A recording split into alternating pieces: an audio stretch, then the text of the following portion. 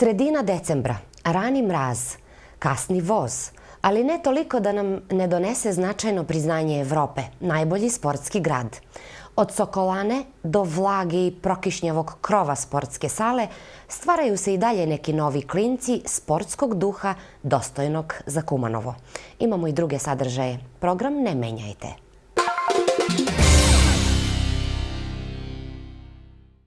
Opština Kumanovo potpisala je memorandum za saradnju sa Centrom za slobodu, ljudska prava i kontrolu oružja Civil. Ova saradnja je u okviru projekta Zajednice protiv nasilnog ekstremizma. Centar za slobodu, ljudska prava, mir i kontrolu nad oružjem Civil potpisao je u okviru projekta Zajednice protiv nasilnog ekstremizma memorandum za saradnju u borbi protiv nasilnog ekstremizma u opštini Kumanovo. Civil je prezentovao projekat čiji je cilj ojačanje otpornosti lokalnih zajednica protiv nasilnog ekstremizma preko formiranja radnih grupa u zajednicama, građanska edukacija i jačanje javne svesti.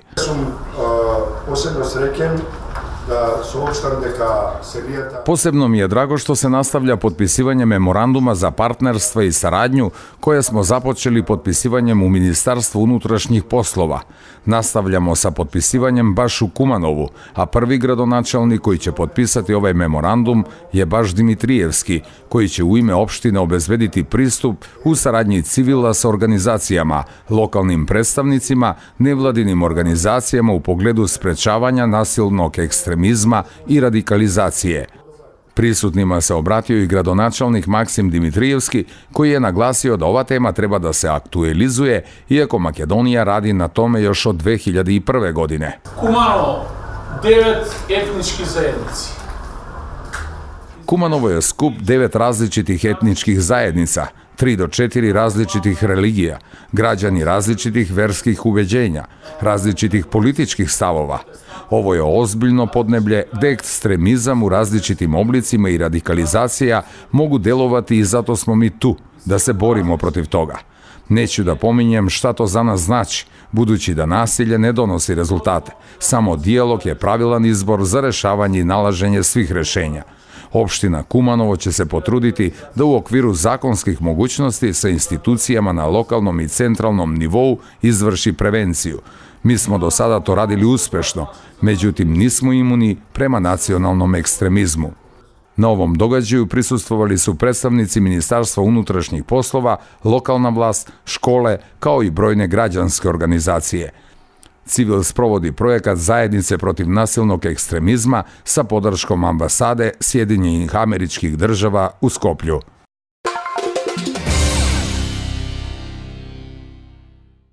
Zatvoreni gradski bazen posetili su korisnici Dnevnog centra za osobe sa posebnim potrebama koji je pod pokroviteljstvom Ministarstva rada i socijalne politike.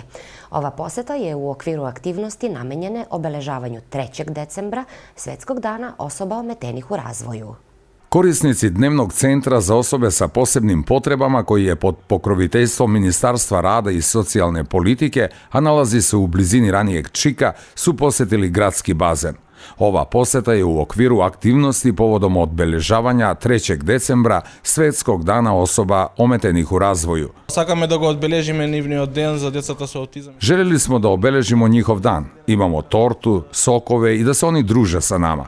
Među decom ima mnogo zainteresovanih koji žele da vide kako izgleda bazen. Veoma su srećni. Pokazali smo im halu gde se nalazi bazen. Bili su na tribinama, zainteresovani su, slikali su se. Mislim da će im ovaj dan ostati u sećanju. Treba da se socijalizuju, da budu među nama. Nadam se da ćemo se češće ovako družiti u budućnosti. Među redovnim posetiocima gradskog bazena su i osobe ometene u razvoju. Uprava javnog preduzeća Čistoće i zelenilo, koje upravlja gradskim bazenom, je odlučila da za ove osobe ulaz bude slobodan. Sa njima rade instruktori, a obezbeđen je i dovoljan broj pomagala.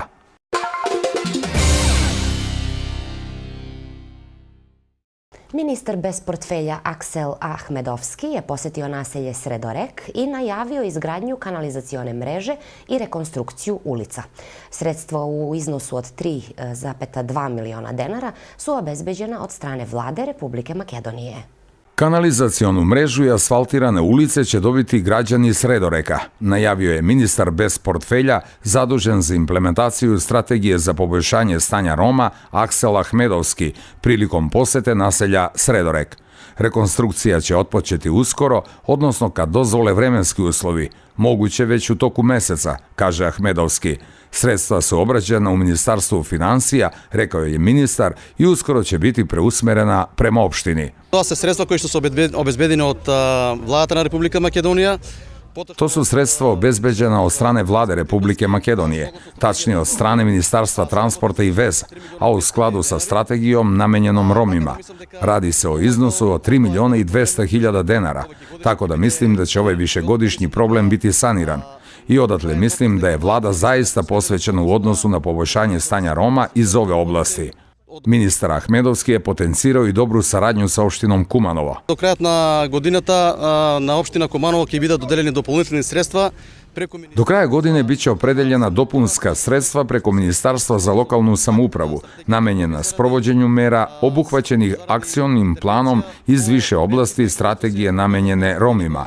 Opština Kumanovo će odlučiti kako će se sredstva nameniti po utvrđenim prioritetima po prethodnom dogovoru. U vezi sa divljom izgradnjom u naselju Sredorek, ministar Ahmedovski je rekao da se trude da u saradnji sa nevladinim organizacijama i vladom reše problem sa legalizacijom divlje izgrađenih objekata.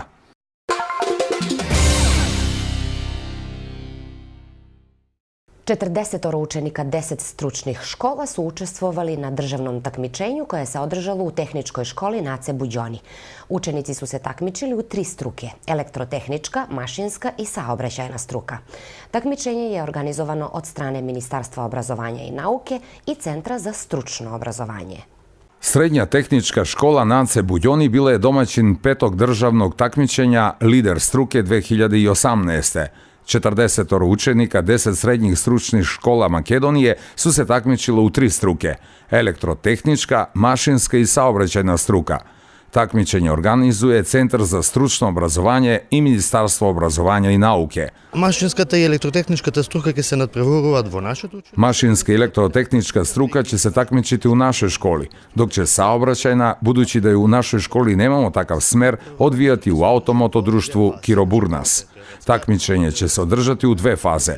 Prva je teoretsko takmičenje u učionicima škole, a druga je praktična nastava, koja će se odvijati u kabinetima naše škole i u našoj radionici, dok će se u automoto društvu odvijati praktični deo saobraćajne struke, budući da oni imaju kanal i automobile koji mogu poslužiti kao makete za popravku. Iz Centra za stručno obrazovanje i obuku kažu da su u posljednje vreme forsira učenje preko rada kod poslodavaca, odnosno povezivanje škola sa kompanijama u smeru produbljivanja i proširenja saradnje. Генерално на ниво на државата, значи последните години е паднат. Generalno na nivou države posljednjih godina palo je interesovanje mladih ljudi. Borimo se da pokažemo da je stručno obrazovanje perspektivno kako u odnosu zapošljenja, tako i u odnosu sticanja fakultetskih diploma. U posljednje vreme smo uradili dosta reformi u stručnom obrazovanju, budući da je veći deo naših srednjoškolaca na 4-godišnjem stručnom obrazovanju, gdje imamo sada nove profile sa novim metodologijama, sa novim formama, načinima, sadržajima koji se proučavaju i sve to bazirano na sticanju kompeticija i ostvarivanju rezultata. Jovčevski je naglasio da su učenici zadovoljni kada mogu svoja znanje i stečene veštine u školi da pokažu na nivou države, kao i da pokažu da su spremni kao kadar u budućnosti da se uključe na tržištu rada, međutim i da produže sa obrazovanjem.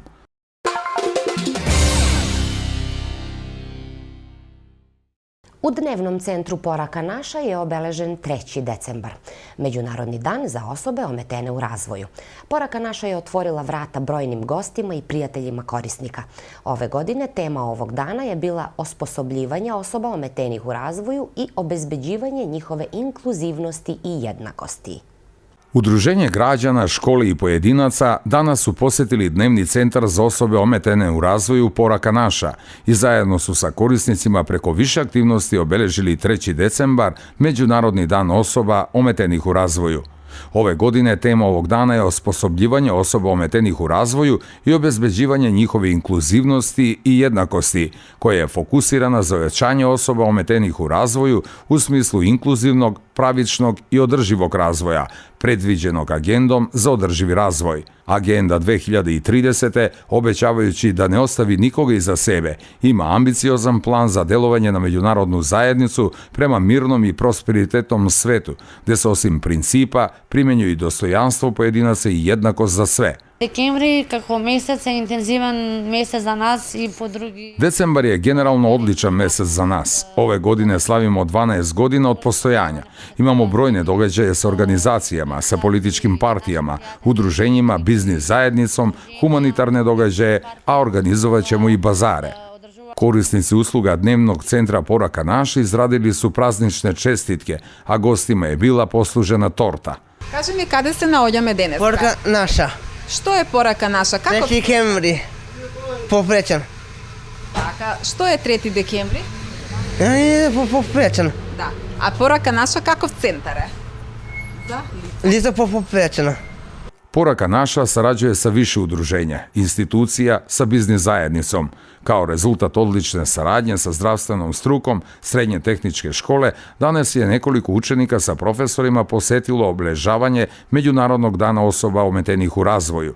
Ranije su škola i Dnevni centar potpisali memorandum za saradnju. Нашата соработка трае уште од основањето на Дневниот центар Порака. Naši učenici na ovaj način stiču praktično znanje kako da pruže pomoć osobama ometenih u razvoju, a korisnici se druže, što je veoma bitno za njih u odnosu na lakšu integraciju u društvo.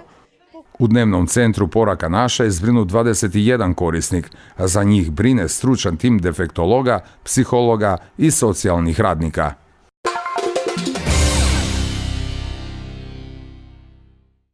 Više od 600 humanitarnih akcija u Kumanovu i Starom Nagoričanu je realizovala humanitarna organizacija Krepost za 3 godina koliko i postoji. Deca koja pripadaju socijalno ranjivoj kategoriji i učenici sa posebnim obrazovnim potrebama će i ove godine dobiti novogodišnje paketiće od ove organizacije, a bit će donirani i prehrambeni paketi i sredstva za ličnu higijenu, informiše predsjednik organizacije, advokat Hristijan Georgijevski. Više humanitarnih akcija povodom novogodišnjih i božićnih praznika biće organizovano od strane organizacije Krepost, koja je prepoznatljiva po velikom broju donacija, koja je u prošlom periodu obezbedila za socijalno ugrožene kategorije i decu sa posebnim potrebama u Kumanovu i Starom Nagoričanu. Krepost u saradnji sa nadležnima za posebno odeljenja osnovne škole Braća Miladinovci planira da obezbedi sredstva za senzornu sobu za savremen tretman za decu sa posebnim potrebama koja se školuju u objektu Hristijan Karpoš. Тамошните професори, наставници и воспитувачи. Profesori, nastavnici i vaspitači koji tamo rade dali su nam jednu interesantnu ideju. S obzirom da imamo decu sa posebnim potrebama, želimo da zajedno organizujemo izgradnju senzorne sobe koja je potrebna deci sa posebnim potrebama. Krepost ima plan da stupi u kontakt sa nekoliko humanitaraca, posebno umetnika i muzičara iz Kumanova, kako bismo organizovali jedan humanitarni događaj na kome možemo dobiti dobrovoljne priloge koji bi bili iskorišćeni za izgradnju ove senzorne sobe, koja obuhvata specijalna sredstva, materijale i igračke za ovu decu. Povodom predstojećih praznika ova humanitarna organizacija će i ove godine kao i prethodnih obezbediti novogodišnje paketiće za decu sa posebnim potrebama u Kumanovu, ali i za decu u Starom Nagoričanu. Novogodišnji paketići će dobiti učenici iz ruralnih sredina. Имавме контакт со еден оделенски наставник од општината Стар Нагоричан од селата. Imali smo kontakt sa jednim odeljanskim nastavnikom iz opštine Staro Nagoričane i sela Bajlovce, Algunja, Maglinci i slično, koji je rekao da ih nekoliko godina niko ne posećuje. Obratili su se organizaciji Krepost i u saradnji sa svojim članovima odlučili smo da za ovu decu odvojimo deo našeg skromnog budžeta i da ih obradujemo novogodišnjim paketićima, kao i posetom Deda Mraza. Humanitarna akcija doniranja prehrambenih paketa i sredstava za ličnu higijenu biće organizovana i povodom božićnih praznika. Predsjednik organizacije Krepost Georgijevski potencira da trpezu badnjaka svako treba da dočeka dostojanstveno proslavljujući Hristovo rađanje. Нели верата подразбира да веруваме, меѓутоа и да практикуваме. Значи ако имаме Вера подразумева да веруемо, али и да практикуемо. Ако имамо само веру без дела, тада ќе она бити празна. Истини на волју имамо хумане граѓани у Куманову, кои долази и преко мене, као председник организације, или преко нашeg членство, или преко запошлених у Старој цркви Свети Никола у Куманову, кои су такоđe наши чланови. С обзиром на то да е Стара црква место где се окупљамо, где се изјављују потребе, želje, sa jedne strane oni koji traže pomoć i sa druge strane oni koji pružaju pomoć. Tako da preko kontakta u Staroj crkvi, preko kontakta na Facebooku, preko telefonskih brojeva ili generalno koga god da pitate ko je član naše organizacije, mi se trudimo da budimo humanost u Kumanovu. U okviru svog trogodišnjeg postojanja organizacija Krepos je organizovala više od 600 humanitarnih akcija na nivou opštine Kumanovo i Staronogoričane.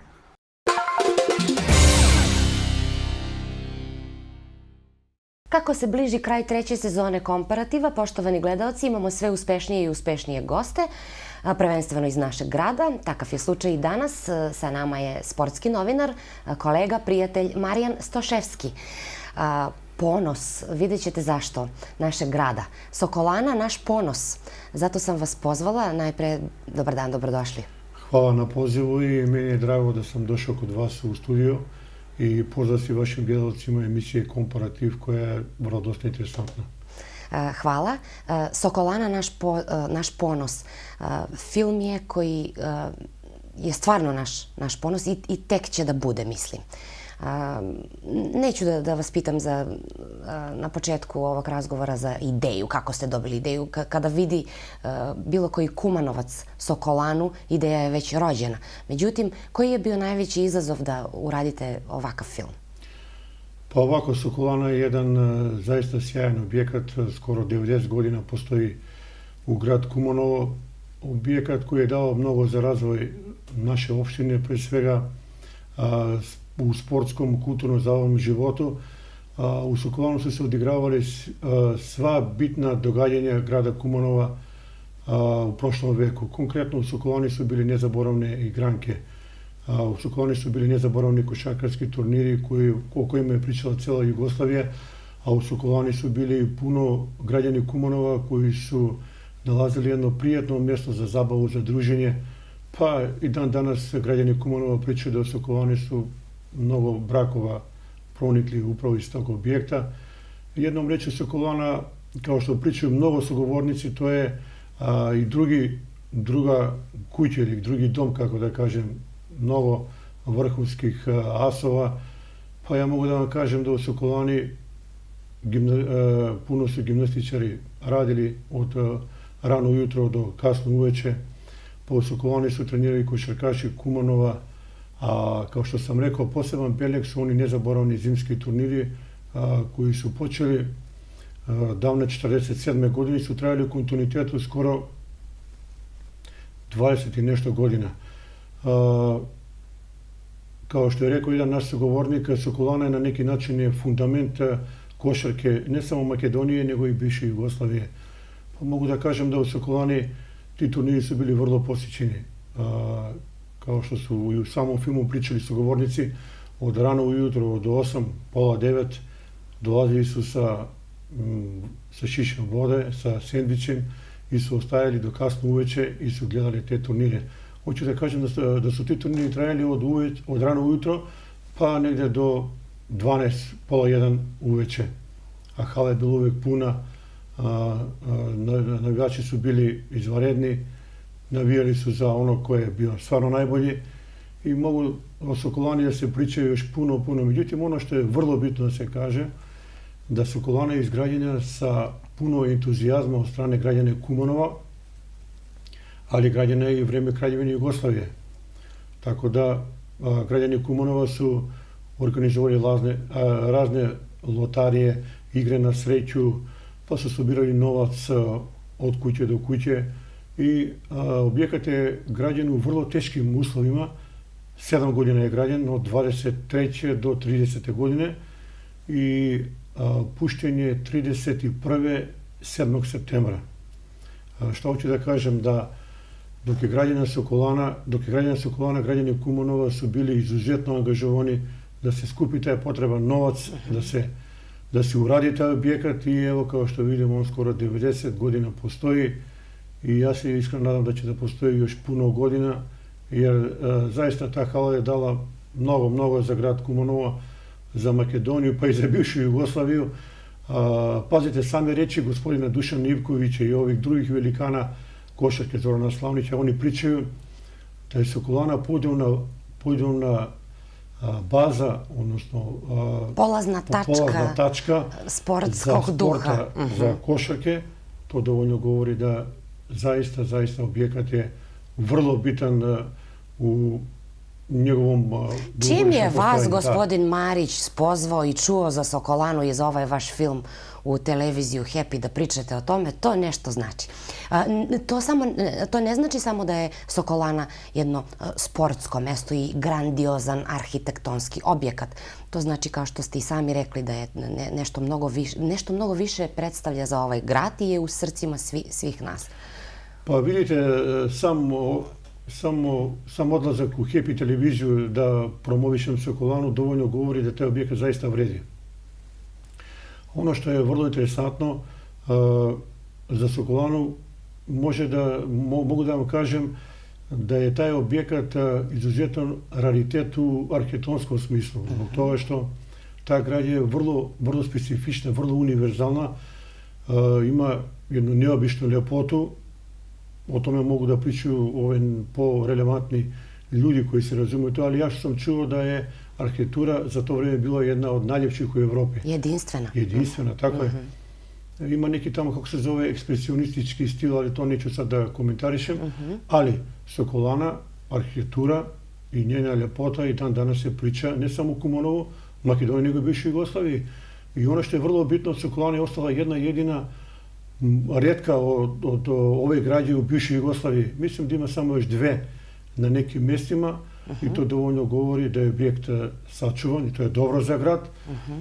I ja se iskreno nadam i vjerujem da će novi gradonačelnik, kao što je rekao, za neko brzo vreme, ne znam koliko tačno, da će Sokolana da bude, kao što je sam rekao, muzej sporta grada Kumanova i na neki način to će da bude valorizacija za sve generacije koji su bili, koji su radili u Sokolani. Tu su prošle hiljade sportista iz mnogo krajeva Makedonije, Kumanova i bivše Jugoslavije i mislim da će ipak Sokolana da bude muzej grada Kumanova jer zaslužuje zbog toga.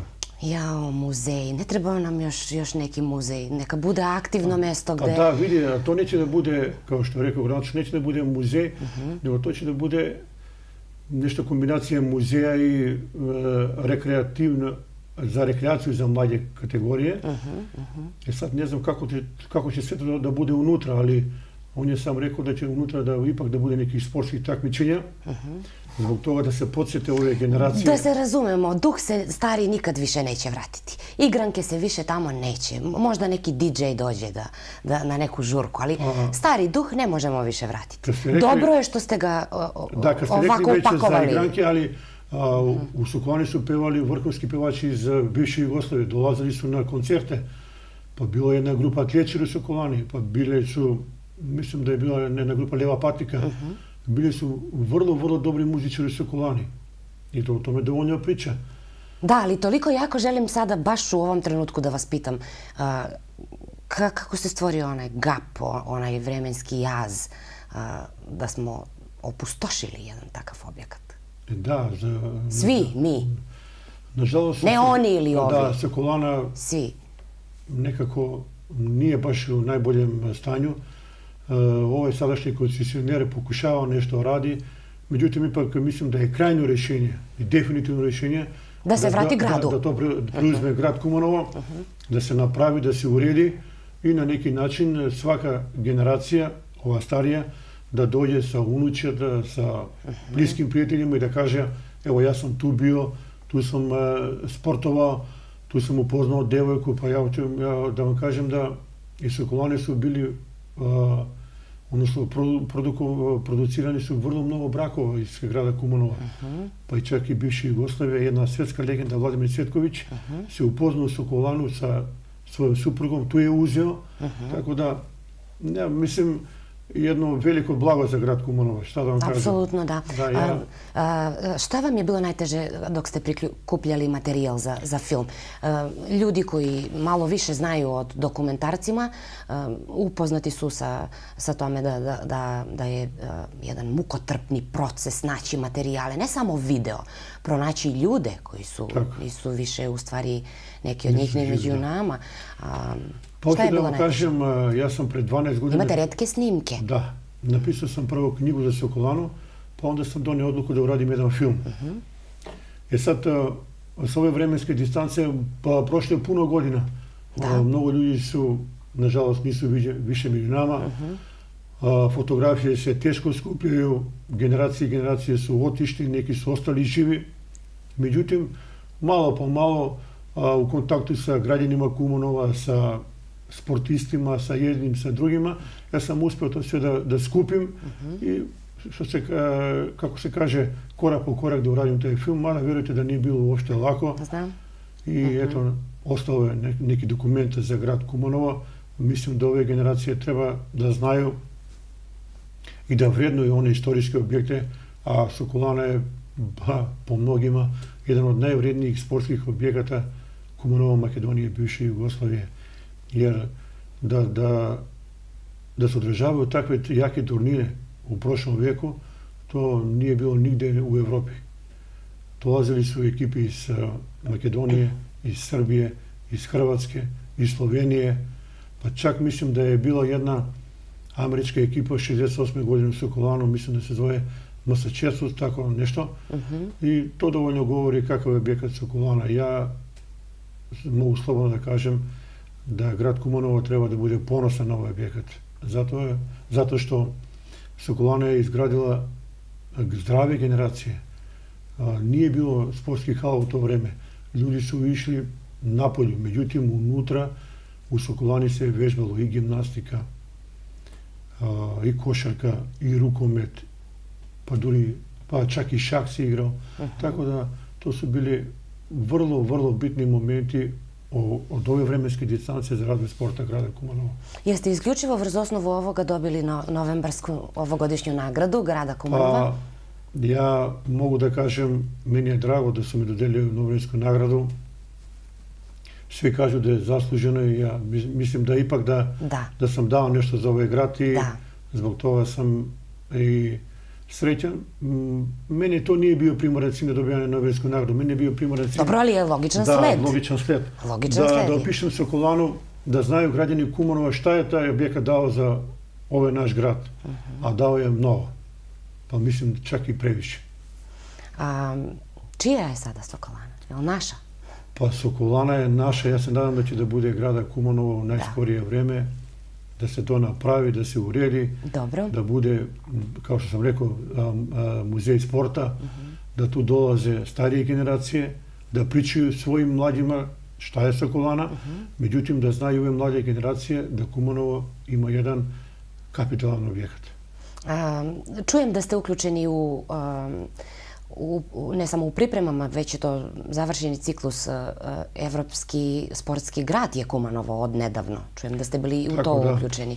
Na koji način? Pa ovako, na poziv gradonačelnika grada Kumanova imali smo jedan sastanak i tu je bila i druga grupa ljudi koji su isto bili uključeni u ovaj projekat. Napisao sam jednu programu za grad Kumanovo za sport. Normalno pomagali su mi drugi ljudi. I meni je drago da ta programa prošla kod ovih ljudi iz Evropske unije. Kumanovo je postalo Evropski grad sporta 2019. godine. I neki kažu da u doba kada Kumanovo nema ni asalnu sportsku salu, da dobije nagradu za najbolji evropski sportski grad nije nekako, ne samo logično, nego je apsurdno. Međutim, ovo sa druge strane, moramo biti iskreni, može značiti da i na muci se poznaju junaci. I u vreme, u dobi kada je najteže za nas, mi i dalje produciramo sportske velikane na neki način. Kumanovo je jedan od retkih gradova u Jugoslaviji koji ima 3 olimpijca, konkretno. Imamo 2 velike olimpijice u boksu, Reče Prečepovski, Aca Ruselski i paraolimpijac Branimir Jovanovski. I to je vrlo bitna stvar kad se radi aplikacije, jer tamo kad gledaju ovi evropljani, to se sve skenira. A drugo, Kumanovo ima vrlo aktivne penzionere u trećoj doba koji sportuju. I treći segment, vrlo bitan, to je lica sa hendikepom, tako da ih nazovem, koji su vrlo aktivni u sportu. I one druge stvari koje smo uradili, to je verovatno je ocenila Evropska komisija. Dobro, postoje i drugi kriterijumi. Nije samo da imate lepu sportsku salu, a niko da ne dođe tamo. Oni su ocenili da sve je to dobro i evo dali su tu nagradu. Gradonačelnik je bio sa olimpijcima u Briselu. 4. decembra uzeo je tu nagradu i sad ostaje da grad intenzivno radi, da se to poverenje opravda, da sport u Kumanovu se krene na jedan još viši nivo, a krajnji produkt da bude što više mladih talenata u sportu i novih olimpijaca grada Kumanova, kao što su Rećepovski, Rusevski i Jovanovski, i da dobije nove olimpijske šampione, daj Bože. Daj Bože, ali znate šta me zanima?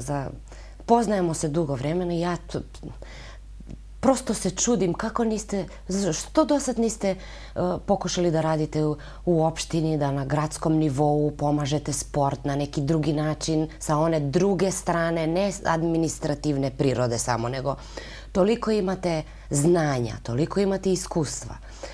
Pretpostavljam da niste videli neki benefit finansijski što ste uradili ovaj film. Zašto ne zarađujete za život na bazi sporta, na bazi vašeg znanja? Što vas isti taj gradonačelnik, ne samo ovaj, nego bilo koji do sada nije rekao? Do sada, zašto vas nije pozvao da kaže Marijane, ti si jedan dečko koji zna puno o sportu, evo, uključi se makar u jedan projekat, evo ti zapošljenje. Mislim, moramo to spomenuti sada. Oprostite, ali... Pa vidi sad ovako da ne ispadne da smo se dogovorili, međutim mogu da kažem da ovaj novi gradonačelnik Maksim Dimitrijevićki je vrlo korektan prema meni. Evo, kad sam radio film za Sokolanu, čovjek mi je dao podršku. Šta će nama podrška? Nama treba hleb i mleko za decu kući. U redu, mislim, podrška. Čovjek je dao Nobelsku nagradu Kumanova. Zna da cijeni moj trud. Nemojte sada diplomatski kao novinar da odgovarate. Odgovorite ljudski. Zapošljenje. Pa ne znam, neka oni vide, neka ocene tamo da li trebam ja ili ne trebam. Međutim, ja ću i dalje da radim za razvoj sporta grada Kumanova. Evo sad da vam otkrijem jednu ekskluzivnu informaciju za vaše gledalce. Sljedeće godine ja počinjem da radim jedan film o ženskom rukometu koji slavi 90 godine postojanja u početnoj fazi i još jedan vrlo dobar projekat za boksarski istorijat grada Kumanova. Znači za iduće godine kad grad Kumanova slavi 500 godine postojanja, ja ću građanima Kumanova da donesem 2 nova projekta važna za sport grad Kumanova, znači za boks i za ženski rukomet. Ja i dalje radim i trudit ću se da promovišem grad na svakom polju. Evo sad krajem godine planiram da odem u Beograd, da promovišem Sokolanu opet, da napravimo jednu balkansku manifestaciju košarke, ali da bude glavna, kako da kažem, Alka Sokolana. I tu da se priča... Karika, da. Da se priča o košarci, o Sokolani. Ipak da se ode u Beograd, da se promoviše. Opet Sokolana, to nije mala stvar to. To su pojeni sa grata, razumete me? Pa ja potpuno razumem, zato vas i pitam zašto ne radite nešto što je dohodovnije. Ali pričat ćemo više o ovim temama kada prođe manifestacija 500 godina Kumanova, zato što ćete nam doći opet, bez razlike da li osvajate i iduće godine novembarsku nagradu za ova iduća 2 filma ili ne. Uvek ćete biti dobrodošli. Ja vam se od srca zahvaljujem za ovaj intervju. Pa ja se nadam da će iduće godine 500 godine biti obeležen na jedan vrlo dostojanstven način. Mislim, u onaj deo koji se ja razumem u sport, da će tu da bude dosta sportskih manifestacije, da će da bude dosta aktivnosti grada Kumanova. Kumanovo je sad evropski grad, tako da mislim da će da bude vrlo živo, vrlo dinamično, ali od svega toga mi mora naš grad da promovišemo na najbolji mogući način. Uvek. I daj Bože da za sljedeću olimpijadu u Tokiju imamo barem jednog predstavnika i to bi bilo kruna svih ovih zalaganja za razvoj sporta u Kumanovu. Dobro, hvala još jednom i vidimo se opet. Hvala vašim gledalcima i želim vam sve najbolje.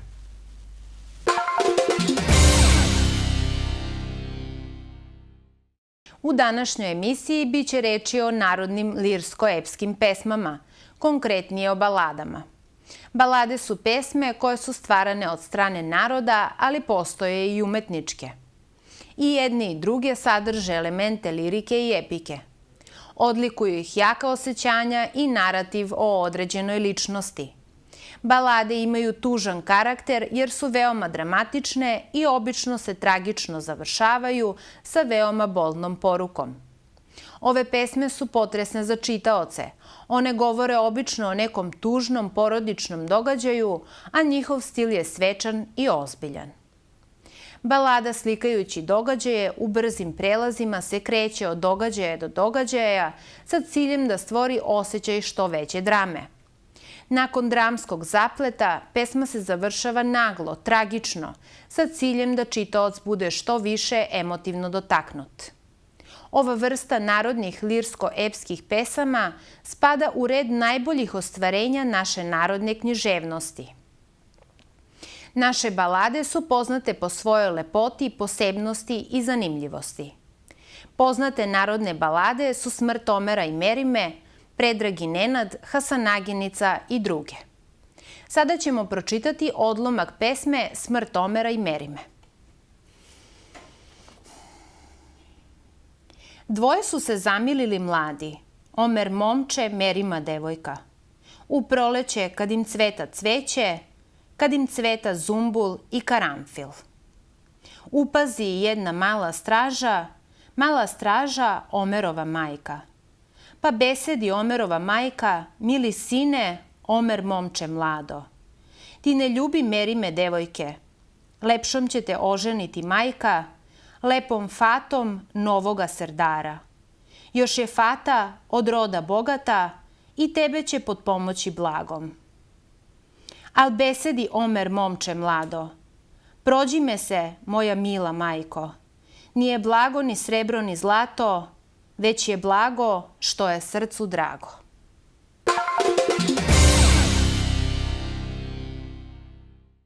U svetu karaoka i ninđi, prepotencije i lakomosti, teško je ostati normalan. Međutim, potruditi se može svako, počevši ne od ponedeljka kako olako obećajemo sebi, već od ovog trenutka. Prijatno popodne i veče uz vaše najmilije.